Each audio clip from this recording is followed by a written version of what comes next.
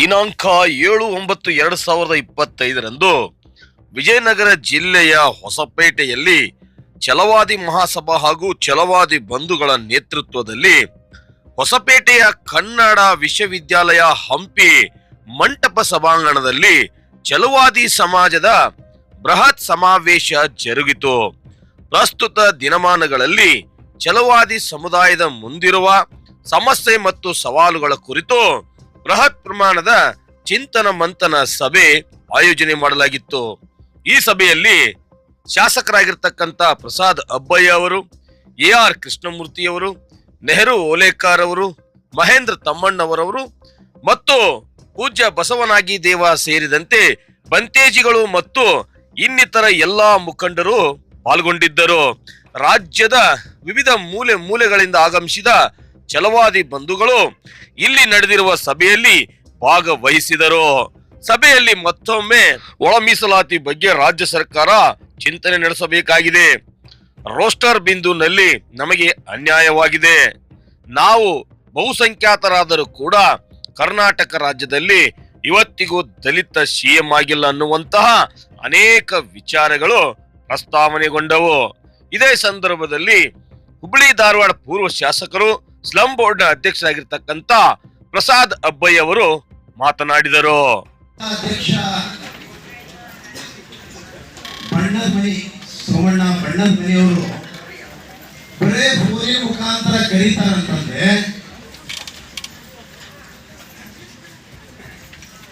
ಕೃಷ್ಣಮೂರ್ತಿ ಅವರು ಬರ್ತಾರೆ, ಓಲೇಕರ್ ಅವರು ಬರ್ತಾರೆ, ಪ್ರಸಾದ್ ಅಬ್ಬಯ್ಯ ಬರ್ತಾರೆ, ತಮ್ಮಣ್ಣ ಅವರು ಬರ್ತಾರೆ, ವಿವಿಧ ಜಿಲ್ಲೆಯ ಎಲ್ಲ ಮುಖಂಡರು ಬರ್ತಾರೆ ಅಂತಂದ್ರೆ ಬಹುಶಃ ಬದಲಾವಣೆ ಗಾಳಿ 100% ಬಹುಶಃ ಎಲ್ಲ ತಿಳ್ಕೊಂಡಿದ್ರು ಛಲವಾದಿಗಳು ಮಲ್ಕೊಂಡಾರ ಅಂತ. ಮಲ್ಕೊಂಡಾಗ ಆಕ್ಟಿಂಗ್ ಮಾಡ್ತಾರ. ಅದು ಒಮ್ಮೆ ಎದ್ದು ಬಂದ್ರೆ ನೀವು ಮಲಗಂತೂ ಮಲಗಂಗಿಲ್ಲ, ಕುಂದಿರ್ಸಕ್ಕೂ ಆಗಲ್ಲ. ಮೊದಲೇ ಛಲವಾದಿಗಳು. ಯಾರೋ ಒಬ್ಬ ಅವಿವೇಕಿ ಹೇಳ್ತಾನೆ ಛಲವಾದಿಗಳಿಗೆ ಇತಿಹಾಸನೇ ಇಲ್ಲ ಅಂತೇಳಿ. ಆ ಅವಿವೇಕ ಮಾತು ಕೇಳ್ಕೊಂಡು ಅದಕ್ಕೆ ನಾವು ಸ್ಪಷ್ಟೀಕರಣ ಕೊಡೋದು ಬೇಕಾಗಿಲ್ಲ. ಆದ್ರೆ ಬಹಳ ಸ್ಪಷ್ಟವಾಗಿ ನಮ್ಮ ಬಿಜಾಪುರದ ಒಗ್ಗಣ್ಣವರು, ಪ್ರೊಫೆಸರ್ ಒಗ್ಗಣ್ಣವರು ಬಹಳ ಅದ್ಭುತವಾಗಿ ನಮ್ಮ ಇತಿಹಾಸ ಏನಂತೇಳಿ ತೋರಿಸ್ಕೊಟ್ಟಿದ್ದಾರೆ. ಬಹುಶಃ ಅದು ಕೂಡ ನಮ್ಗೆ ಅವಶ್ಯ ಇರಲಿಲ್ಲ ಅಂತ ಕಾಣುತ್ತೆ. ಚಿನ್ನಸ್ವಾಮಿ ಅವರು ಕೂಡ ಇತಿಹಾಸವನ್ನು ಹೇಳ್ತಾ ಇದ್ರು. ಬಹುಶಃ ವಿಶ್ವದಲ್ಲೇ ಒಂದು ಇತಿಹಾಸವನ್ನು ನಿರ್ಮಾಣ ಮಾಡಿದಂತಹ ಈ ಭಾರತ ದೇಶಕ್ಕೆ ಬಹಳ ಅದ್ಭುತವಾದಂತಹ ಸಂವಿಧಾನವನ್ನು ಕೊಟ್ಟಂತ, ಯಾರಿಗೆ ಇತಿಹಾಸ ಇರಲಿಲ್ಲೋ, ಯಾರಿಗೆ ಬದುಕಲಿಕ್ಕೆ ಈ ಸಮಾಜದಲ್ಲಿ ಅವಕಾಶ ಇರಲಿಲ್ಲೋ ಅಂತವರಿಗೆಲ್ಲ ಒಂದು ಜೀವನದಲ್ಲಿ ಗೌರವದಿಂದ ಆತ್ಮಾಭಿಮಾನದಿಂದ ಬದುಕಲಿಕ್ಕೆ ಅವಕಾಶ ಮಾಡಿಕೊಟ್ಟಂತಹ ಅಂತ ವಿಶ್ವನಾಯಕ ನಮ್ಮ ರಕ್ತ ಸಂಬಂಧಿ ಇದ್ದಾಗ ನಮ್ಗೆ ಯಾಕೆ ಇತಿಹಾಸ ತೋರಿಸಿದ್ವಿ? ನಮಗೆ ಇತಿಹಾಸ ತೋರಿಸೋದ ಅವಶ್ಯಕತೆ ಇಲ್ಲ. ಬಾಬಾ ಸಾಹೇಬ್ ನಮ್ಮ ಇತಿಹಾಸ.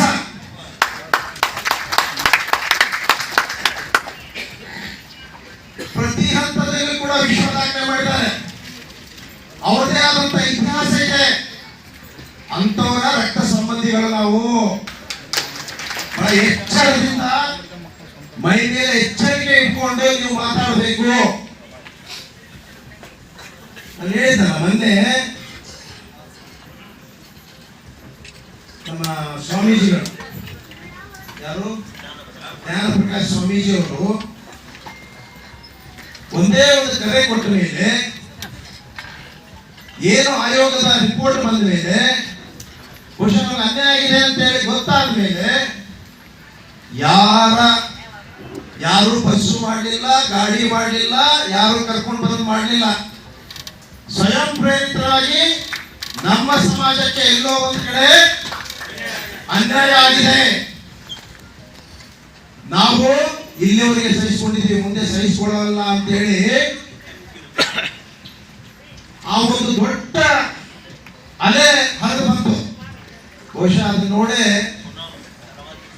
ಶರವಾದಿ ಸುನಾಮಿ ಅದು ಬಂದ ಮೇಲೆ ಬಹುಶಃ ಎಲ್ಲರಿಗೆ ಅರ್ಥ ಆಗೈತಿ. ಇವರು ಇನ್ನು ಮೇಲೆ ಸುಮ್ಮನೆ ಕೂತ್ಕೊಳ್ಳೋದಿಲ್ಲ, ಇವರ ಹಕ್ಕು ಇವಾಗ ಕೊಡ್ಲಿಲ್ಲ ಅಂತಂದ್ರೆ ನಮಗೆ ಉಳಿಗಾಲ ಇಲ್ಲ ಅನ್ನುವಂಥದ್ದು ಬಹಳ ಸ್ಪಷ್ಟವಾಗಿ ಅರ್ಥ ಆಗಿದೆ. ಇವತ್ತು ಸರ್ಕಾರಕ್ಕೂ ಕೂಡ ಮನವರಿಕೆ ಆಗಿದೆ. ಆಗಲೇ ಕೃಷ್ಣಮೂರ್ತಿ ಸಾಹೇಬ್ ಹೇಳ್ತಾ ಇದ್ರು, ಈ ರಿಪೋರ್ಟ್ ಬಂದ ಮೇಲೆ ಹಲವಾರು ಬಾರಿ ಪರಮೇಶ್ವರ ಸಾಹೇಬ್ರ, ಮಾದೇವಪ್ಪ ಸಾಹೇಬ್ರ ನೇತೃತ್ವದಲ್ಲಿ ನಾವು ಇದರ ಬಗ್ಗೆ ಅನೇಕ ವಿಚಾರಗಳನ್ನು ಪ್ರತಿಯೊಬ್ಬರು ಕೂಡ ಯಾವ ರೀತಿ ನಮಗೆ ಇದರಲ್ಲಿ ಮೋಸ ಆಗಿದೆ ಅನ್ನುವಂಥದ್ದೆಲ್ಲ ಕೂಡ ಬಹಳ ಸ್ಪಷ್ಟವಾಗಿ ಎಳೆಯಾಗಿ ಎಲ್ಲರೂ ತಮ್ಮ ತಮ್ಮ ಅಭಿಪ್ರಾಯಗಳನ್ನು ಬಿಚ್ಚಿಟ್ರು. ಬಹುಶಃ ಹೊತ್ತಲ್ಲಿ ಆ ಸಭೆಯಲ್ಲಿ ಲೆಫ್ಟ್ ಇದ್ರು, ರೈಟ್ ಇದ್ರು, ಸೆಂಟ್ರ್ ಇದ್ರು, ಎಲ್ಲರೂ ಇದ್ರು. ನಾನು ಹೇಳಿದೆ, ಸಾಹೇಬ್ರೆ ಏನು 5 ವರ್ಗಗಳ ವಿಂಗಡಣೆ ಮಾಡಿದ್ದಾರೆ, ಪರಮೇಶ್ವರ್ ಸಾಹೇಬ್ರು, ಮಾದೇವ್ ಸಾಹೇಬ್ರು ನಿಮ್ಮ ಮಕ್ಕಳೆಲ್ಲ 1% ಹೊಡೆದಾಗ್ತಾರೆ ಅಂತ ಕೇಳಿದೆ. ನೋಡಪ್ಪ ನಮ್ದು ಹಣೆ ಬರ ಹಿಂಗಾಗಿದೆ ಅಂತಂದ್ರು. ಅದಕ್ಕೆ ನಾನು ಹೇಳಿದೆ, ಒಂದು ಉದಾಹರಣೆ ಕೊಟ್ಟೆ. ಚಿತ್ರದುರ್ಗದಲ್ಲಿ ನಮ್ಮ ವೋಟರ್ಸ್ ಬರೀ 1 ಲಕ್ಷ ಇದ್ದಾರೆ. ಅಂದ್ರೆ 3 ರಿಂದ 4 ಲಕ್ಷ ಜನಸಂಖ್ಯೆ. ಅಲ್ಲಿ ತೋರಿಸಿದ್ದಷ್ಟು 770 850 ವೋಟರ್ಸ್. ಇದನ್ನು ಸಹಿಸಿಕೊಳ್ಳಕ್ಕಾಗುತ್ತೇನ್ರಿ ಅಂತ ಕೇಳಿದೆ. ನೀವು ಎ ಗ್ರೂಪ್ ನಲ್ಲಿ ನಮ್ಮ ಪರ್ಯಾಯವನ್ನೆಲ್ಲ ಕೂಡ ನಮ್ಮ ಸಂಖ್ಯೆಯನ್ನು 3 ಲಕ್ಷ ಇದ್ದಂತ ಸಂಖ್ಯೆಯಲ್ಲಿ ಸೇರಿಸಿದಿರಿ. 5ನೇ ಇದಕ್ಕೂ ಕೂಡ ನಮ್ಮ ಎ ಗ್ರೂಪ್ ನಲ್ಲಿ ಸುಮಾರು 16 ಜಾತಿಗಳನ್ನ 16 ಜಾತಿ ನಮ್ಮ ಕಮ್ಯುನಿಟಿಗಳಲ್ಲಿ ಸೇರಿಸಿದ್ರಿ. ಈ ರೀತಿ ಪ್ರತಿ ಭಾಗದಲ್ಲಿ ಕೂಡ ನಮ್ಮ ಸಂಖ್ಯೆ ಇಲ್ಲೇ ಮೇಲೆ ಕಾಣ್ತಾ ಇದೆ. ನಾವು ಇದನ್ನೆಲ್ಲ ಅಲ್ಲೇ ಕೌಂಟ್ ಮಾಡಿದ್ರೆ ಬಹುಶಃ ಅವ್ರಿಗೆ ಅರ್ಥ ಆಯ್ತು, ಇವ್ರು ನಮ್ ದಾಟಿ ಹೋದ್ರು. ನಮ್ಮ ಸಂಖ್ಯೆ 30 ಅಲ್ಲ 37 38 ಇದೆ ಅವ್ರದ್ದು ಅನ್ನುವಂಥದ್ದು ಅವ್ರಿಗೆ ಅರ್ಥ ಆಯ್ತು. ಅದಕ್ಕೆ ಸುಮ್ಮನೆ ಒಪ್ಕೊಂಡ್ರು. ಇದಾದ್ರೆ ನಾವು ಯಾರು ಒಪ್ಪೋದಿಲ್ಲ. ಮತ್ತೆ ನಾನು ಹೇಳಿದೆ ಬಹಳ ಸ್ಪಷ್ಟವಾಗಿ, ಈ ರೀತಿ ಆದ್ರೆ ಮತ್ತೆ ನಮ್ದು ಮುಖ ನೋಡೋಂಗೆ ಇರೋದಿಲ್ಲ. ಸ್ಪಷ್ಟವಾಗಿ ಸಭೆಯಲ್ಲಿ ಹೇಳಿದೆ, ನೀವು ಅಣ್ಣ ತಮ್ಮಂತಿದ್ದೀವಿ, ಆ ಮುಖನ ನೋಡಕ್ ಆಗೋದಿಲ್ಲ, ಆ ರೀತಿ ಆಗುತ್ತೆ. ಇದನ್ನೆಲ್ಲ ಸರಿಪಡಿಸ್ಬೇಕು. ಇಡೀ ಜಗತ್ತಿಗೆ ಗೊತ್ತಿದೆ, ಎಲ್ಲ ಸಂಶೋಧನೆಗಳಾಗಿದೆ, ಯಾವ ಜಾತಿ ಯಾವ ಕ್ಯಾರೆಕ್ಟರ್ಗೆ ಎಲ್ಲೆಲ್ಲಿ ಆಗ್ಬೇಕನ್ನುವಂಥದ್ದು ತೀರ್ಮಾನಗಳಾಗಿದೆ. ಅವೆಲ್ಲ ಆದಾಗ ಕೂಡ ನೀವು ತೆಗೆದುಕೊಂಡು ಹೋಗಿ ನಮ್ಮನ್ನ ಬೇರೆ ಒಂದು ಗುಂಪಿನಲ್ಲಿ ಸೇರಿಸ್ತೀರ ಅಂತಂದ್ರೆ ಇದು ಯಾವ ನ್ಯಾಯ? ಇದನ್ನು ಸರಿಪಡಿಸಬೇಕಿಲ್ಲ. ಇದ್ರೆ ಖಂಡಿತವಾಗಿ ಕೂಡ ಯಾರಾದರೂ ಕೋರ್ಟ್ಗೆ ಹೋದ್ರೆ ಇದು ಸಂಪೂರ್ಣವಾಗಿ ಅಲ್ಲೇ ಬಿದ್ದು ಹೋಗ್ತದೆ ಅಂತ ಹೇಳಿದ್ವಿ. ಬಹುಶಃ ಅದರಿಂದ ಇವತ್ತು ಅವರು ನಮಗೆ ನಮ್ಮ ಪಾಲನ್ನು ಏನು ಕೊಟ್ಟಿದ್ದಾರೆ, ನಮಗೆ ಸಮಾಧಾನ ಇಲ್ಲ ಅಂದ್ರೂ ಕೂಡ ಸಮಾಧಾನ ಮಾಡ್ಕೊಂಡಿದ್ದೀವಿ. ಆದ್ರೆ ಇವತ್ತು ರೋಸ್ನಲ್ಲಿ ನಮ್ಗೆ ಅನ್ಯಾಯ ಆಗ್ತದೆ ಅನ್ನುವಂಥದ್ದು ಬಹಳ ಸ್ಪಷ್ಟವಾಗಿ ಇವತ್ತು ಅನೇಕರು ವಿಚಾರನ ಪ್ರಸ್ತಾಪ ಮಾಡಿದ್ದಾರೆ.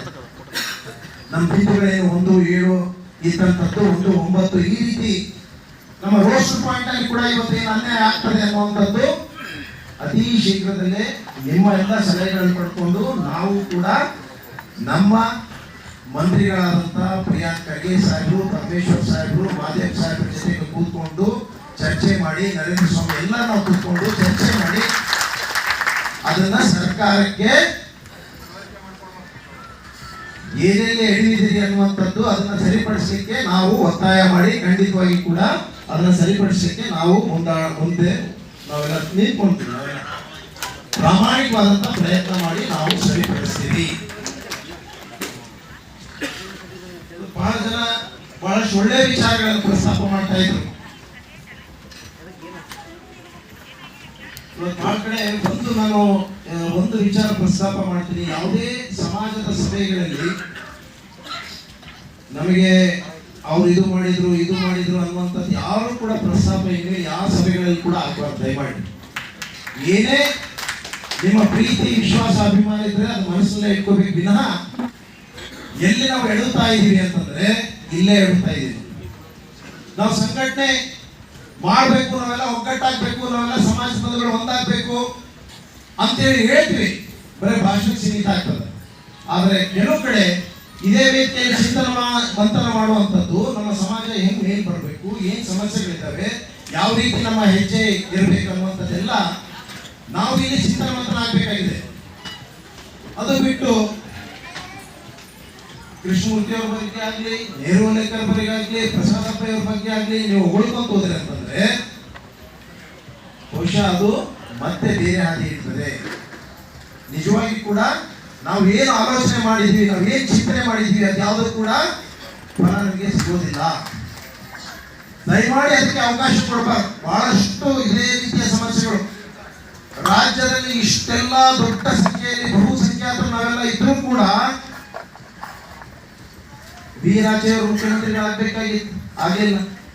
ಕೆ ಎಚ್ ರಂಗನಾಥ್ ಅವರು ಮುಖ್ಯಮಂತ್ರಿಗಳಾಗಬೇಕಾಗಿತ್ತು, ಆಗಲಿಲ್ಲ. ಖರ್ಗೆ ಸಾಹೇಬರು ಮುಖ್ಯಮಂತ್ರಿಗಳಾಗಬೇಕಾಗಿತ್ತು, ಆಗಿಲ್ಲ. ಪರಮೇಶ್ವರ್ ಸಾಹೇಬರು ಮುಖ್ಯಮಂತ್ರಿಗಳಾಗಬೇಕಾಗಿತ್ತು, ಆಗಿಲ್ಲ. ಮಹದೇವ ಸಾಹೇಬರು ಕೂಡ ಎಲ್ಲಾ ರೀತಿಯ ಜ್ಞಾನ ಭಂಡಾರ ಇದೆ, ಅರ್ಹತೆ ಇದೆ, ಎಲ್ಲವೂ ಇದ್ದು ಕೂಡ ಅವರು ಕೂಡ ಆಗಿಲ್ಲ. ಕಾರಣ ಅಂದ್ರೆ ನಮ್ಮಲ್ಲಿದ್ದಂತ ಒಗ್ಗಟ್ಟಿನ ಕೊರತೆ.